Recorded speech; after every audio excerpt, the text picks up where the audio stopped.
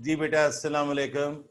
हम ट्रिग्नोमेट्री के फंडामेंटल सीख रहे थे। ट्राइंगल की तीन टाइप सीखी। नंबर 1 इक्विलेटरल ट्राइंगल, ऐसी ट्राइंगल जिसकी तीनों साइड्स बराबर होती हैं। नंबर 2 हमने आइसोसेलेस ट्राइंगल सीखी, ऐसी ट्राइंगल जिसकी दो साइड्स की लंबाई बराबर होती है और अपोजिट साइड्स के एंगल भी बराबर होते हैं। नंबर 3 हम राइट एंगल ट्राइंगल डिस्कस कर रहे थे। तो राइट एंगल ट्राइंगल इसमें मैंने आपको बताया था कल कि इसकी तीनों साइड्स के नाम कैसे रखते हैं। तो इसकी तीनों साइड्स के नाम रखने के लिए एक बात अंडरस्टूड है कि ये एंगल 90 डिग्री है और बकिया दो एंगल्स का सम भी क्या है, 90 डिग्री। आप इसको हाइपोटेनस कहते हैं। अगर ये एंगल मेंशन किया जाए तो ये बेस है, वरना अगर ये एंगल मेंशन किया जाए तो इसको बेस बोलेंगे। अब ये अपोजिट साइड हो गई, आप इसे परपेंडिकुलर कहेंगे। आपको याद है ये तीन वर्टाइसिस हैं, ये तीन कोने हैं और इन तीनों कोनों की मदद से ये ट्राइंगल बनी है। हमने ये कहा था कि यहाँ ए से लेकर बी तक जो साइड की लंबाई है, इसको आप इसकी लंबाई को छोटे सी से जाहिर कर दीजिए और इस कोने की अपोजिट साइड जो सी से लेकर बी तक है, इसको आप छोटे ए से जाहिर कर दीजिए। इसी तरह आप इसको छोटे बी से जाहिर कर दीजिए। This is base. हमने तीनों साइड्स के नाम याद किए। सेकंड एंगल मेंशन करने की जरूरत नहीं है। कल मैंने कहा था अगर ये एंगल जितना भी आपको बताया जाए, सेकंड एंगल मालूम करने के लिए 90 में से ये एंगल माइनस कर दीजिए, सेकंड एंगल आपको मिल जाता है। मेंशन करने की जरूरत नहीं। इसकी तीनों साइड्स के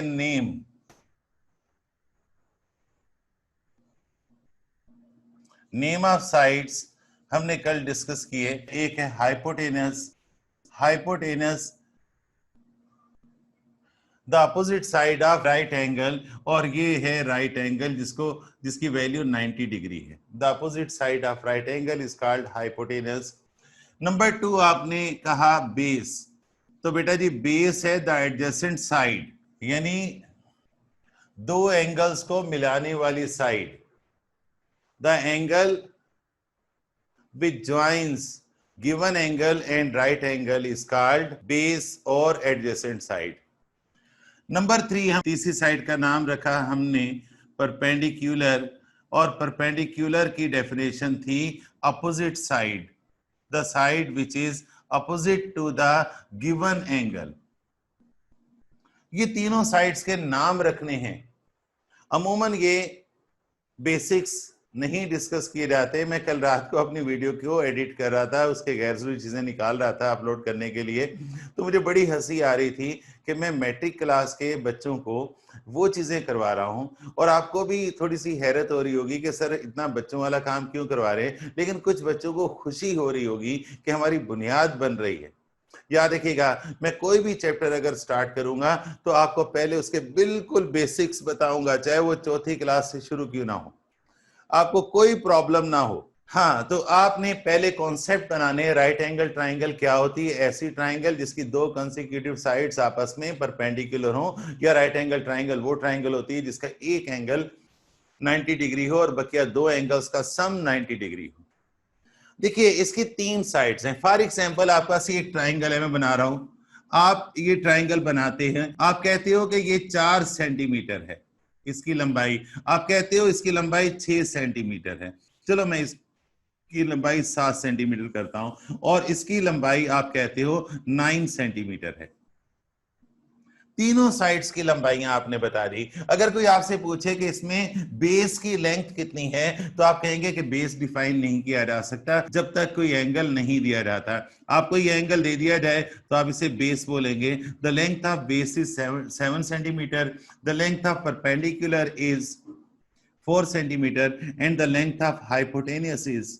अच्छा, अब ये तीन साइड्स हैं, एक है 4 सेंटीमीटर, दूसरी है 7 सेंटीमीटर और तीसरी है 9 सेंटीमीटर। अच्छा, आपसे कोई पूछे कि इनको डिवाइड करने के कितने तरीके हैं, तो आप बोलेंगे 6 तरीके हैं। मैं बताता हूं आपको। एक है 4 सेंटीमीटर डिवाइडेड बाय 9 सेंटीमीटर, दूसरा है 9 सेंटीमीटर डिवाइडेड बाय 4 सेंटीमीटर,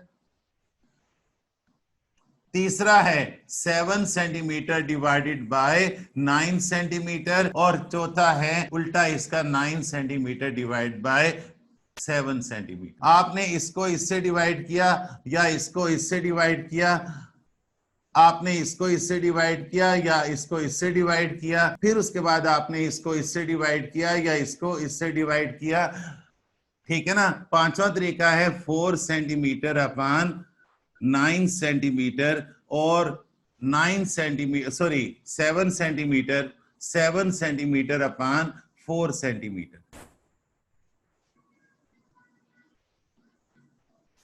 देखिए दीज आर रेशो, दो वैल्यूज को जब डिवाइड करते हैं तो क्या आता है, रेशो। और आपने पढ़ा है कि रेशो की कोई यूनिट नहीं होती, ये यूनिट यहां पर कट गई है, रेशो की कोई यूनिट नहीं होती। आप इसे क्या लिखोगे, 9/4, या आप इसे लिखोगे 9/4, इसे क्या लिखोगे 9/7, या आप इसे लिखोगे 9/7, ये आप लिखोगे 7/4, या आप इसे लिखोगे 7/4। बेटा आप इसे क्या लिखोगे इसी तरह से 4/9, या आप इसे लिखोगे 4/9, 7/9 या 7/9, 4/7 या 4/7। These are 6 ratios। तो बताइए इसकी अगर 3 साइड्स हैं, तीनों साइड्स की लेंथ मालूम हो या ना हो, तीनों साइड्स की लेंथ को आपस में डिवाइड करने पर कितने रेशो आए, 6 रेशो आए। इन रेशोस के नाम हैं, और इन रेशोस को ट्रिग्नोमेट्रिक रेशोस कहते हैं। मैंने समझाया कि रेशो की कोई यूनिट नहीं होती। दूसरी बात, 3 नंबरों के कितने रेशो होते हैं, 6, और 2 नंबरों के कितने होते हैं, 4। फर्ज करें एक नंबर जो है वो 3 है, दूसरा है 4, तो या तो होगा 3/4 या होगा 4/3। तो ट्राइंगल की तीनों साइड्स को आपस में डिवाइड करने से जो वैल्यूज आती हैं, those values are called trigonometric ratios. तो इसके ट्रिग्नोमेट्रिक रेशियोज हैं 6। पहला कहलाता है साइन, SINE नाम है ये, पहले को कहते हैं साइन ऑफ गिवन एंगल।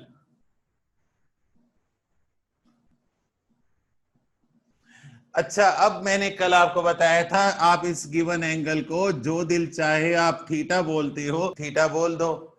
तो साइन ऑफ गिवन एंगल को हम शॉर्ट करके लिखेंगे सिन थीटा। सिन का मतलब होता है गुना, साइन थीटा पढ़ते हैं।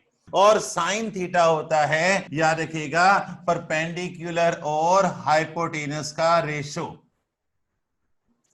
सेकंड रेशो होता है कोसाइन ऑफ गिवन एंगल, और इसे कोस थीटा। गिवन एंगल को आपने क्या बोला, थीटा। और याद रखिएगा ये होता है बेस अपान हाइपोटेनस।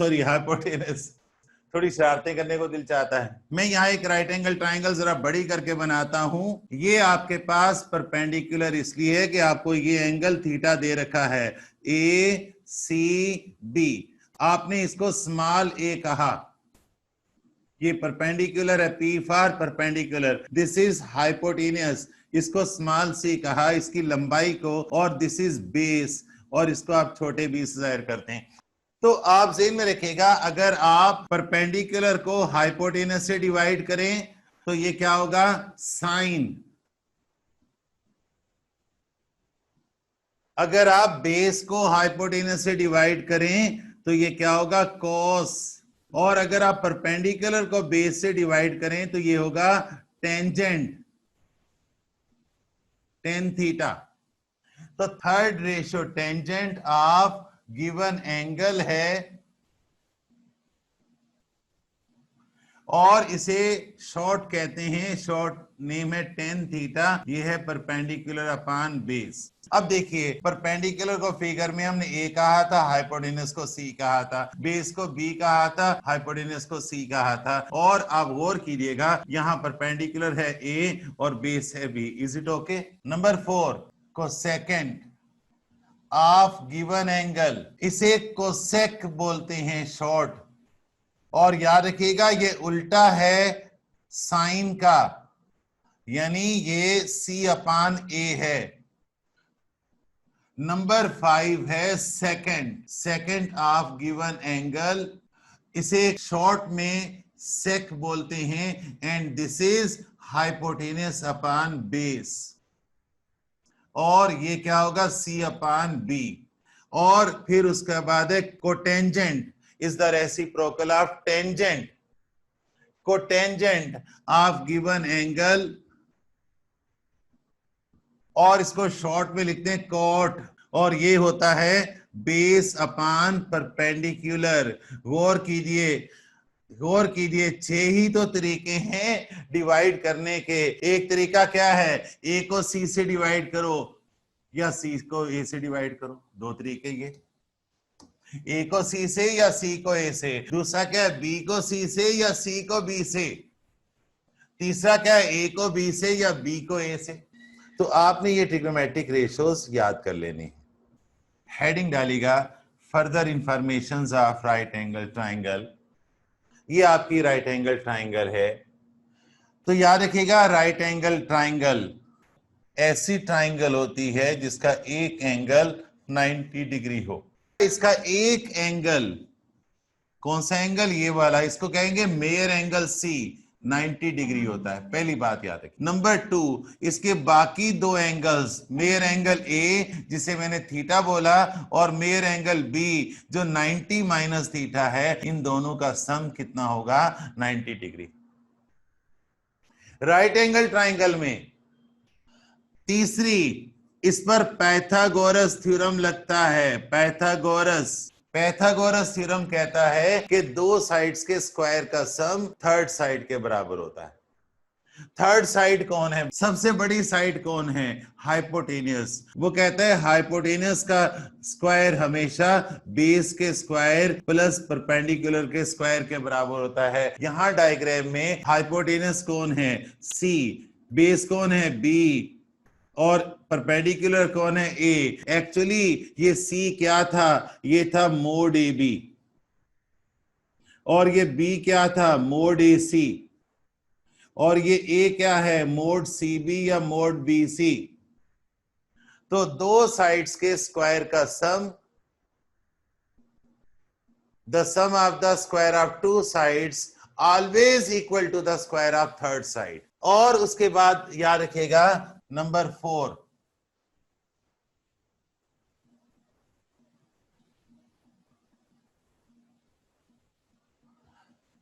कौन कौन सा? Sine theta is equal to perpendicular upon hypotenuse, और कोसेक थीटा इसका उलट है, और वो क्या है? Hypotenuse upon perpendicular. ये और बात है कि साइन थीटा को आप ए अपान सी और इसको सी अपान ए कहते हैं। फिर आपके पास है cos theta is equal to base upon hypotenuse, और इसका उलट है सेक थीटा जो होता है हाइपोटेनियस अपान बेस। आप इसे बी अपान सी और इसको आप सी अपान बी कह सकते हैं अपनी ट्राइंगल के मुताबिक।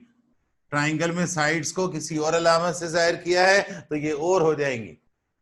इसके बाद है टेन थीटा जो है परपेंडिकुलर अपान बेस, यानी उसे आप ए अपान बी अपनी ट्राइंगल के मुताबिक लिखते हो, और इसका उलट है कोट थीटा कोटेंजेंट की वजह से, और ये है बेस अपान परपेंडिकुलर, और ये होगा बी अपान ए। अच्छा, कुछ यहां पर फार्मूले हैं, इनको मैं कहता हूं ट्रिग्नोमेट्री के बेसिक फार्मूले, जो आपने अभी समझ लिए होंगे। बेसिक फार्मूले, पहला फार्मूला है, याद रखिएगा, पहला फार्मूला है कि कोसेक थीटा 1 अपान साइन थीटा के बराबर होता है। दोनों एक दूसरे का उलट है। दूसरा फार्मूला है सेक थीटा बराबर होता है 1 cos थीटा के, और तीसरा फार्मूला है cot theta is equal to 1/tan theta.